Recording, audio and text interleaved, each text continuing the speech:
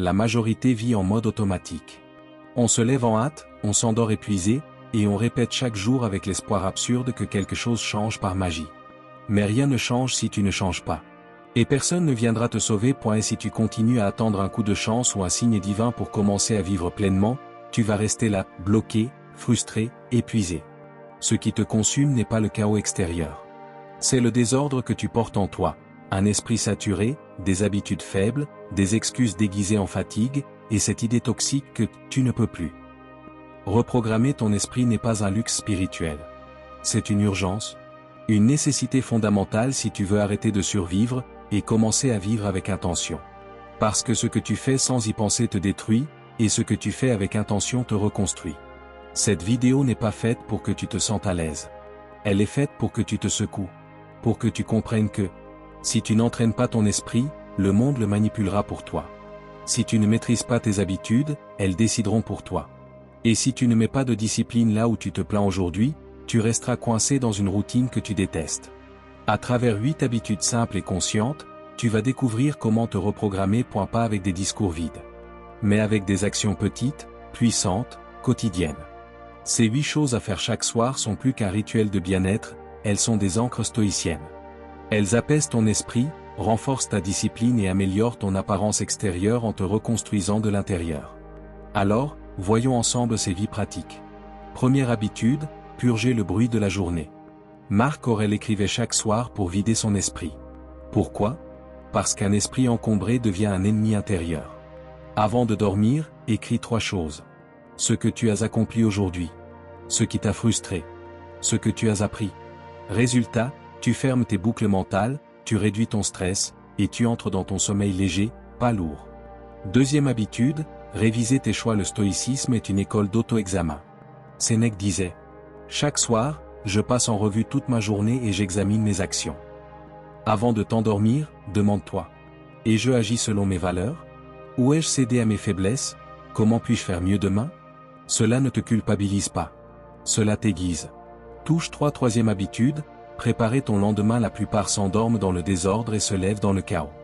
Le stoïcien, lui, prépare son lendemain. Pratique, note les 3 priorités de demain. Prépare tes affaires, tenue, espace de travail, décide de l'heure exacte à laquelle tu vas te lever. Résultat, tu élimines la confusion du matin, et tu commences ta journée déjà gagnant. 4. Quatrième habitude. Détacher ton corps des tensions. Ton apparence est liée à ton repos. Ton repos est lié à ton corps. Pratique, étire-toi 5 minutes. Respire profondément. Bois un grand verre d'eau. Ce petit rituel améliore ton sommeil, ta peau, ton énergie, et donc ton apparence.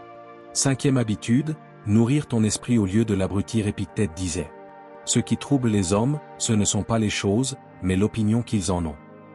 La nuit, ton esprit est fragile. Beaucoup le détruisent avec des écrans, des séries ou des réseaux sociaux. Pratique, remplace 15 minutes d'écran par 15 minutes de lecture. Choisis un texte stoïcien ou un livre qui t'élève. Cela influence tes rêves, ton subconscient, et donc tes actions du lendemain. 6e habitude, éteindre le monde extérieur. Le stoïcisme enseigne la maîtrise de l'attention. Et ton attention le soir doit revenir à toi, pas au bruit du monde. Pratique, éteins ton téléphone 30 minutes avant de dormir. Évite les notifications, les discussions inutiles. Résultat, tu crées un espace intérieur pour la réflexion et le calme. 7e habitude, gratitude stoïcienne. La gratitude n'est pas naïve, elle est stratégique. Sénèque disait: celui qui ne se contente pas de peu ne sera jamais content de rien. Pratique, chaque soir, note 3 petites choses pour lesquelles tu es reconnaissant. Pas forcément des grandes victoires, mais de simples moments, un sourire, un repas, un silence. Cette habitude réduit l'anxiété, améliore le sommeil, rend ton visage plus lumineux, car l'intérieur rayonne toujours à l'extérieur.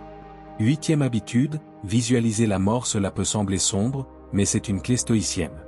Marc Aurèle répétait: tu pourrais quitter la vie à tout moment. Cette pensée n'est pas morbide. Elle te rappelle de ne pas gaspiller demain.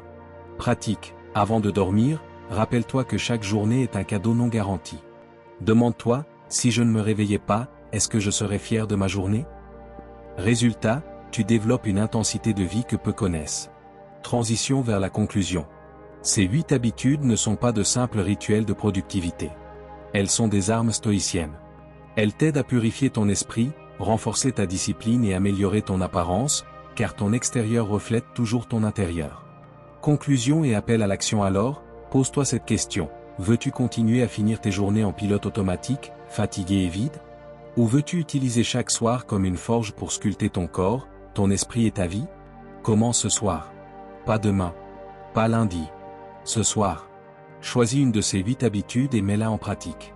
Car la transformation ne vient pas d'un grand événement. Elle vient de petites actions répétées avec discipline. Si cette vidéo t'a aidé, pense à t'abonner, liker et partager. Parce que changer ta vie, c'est aussi inspirer ceux qui t'entourent.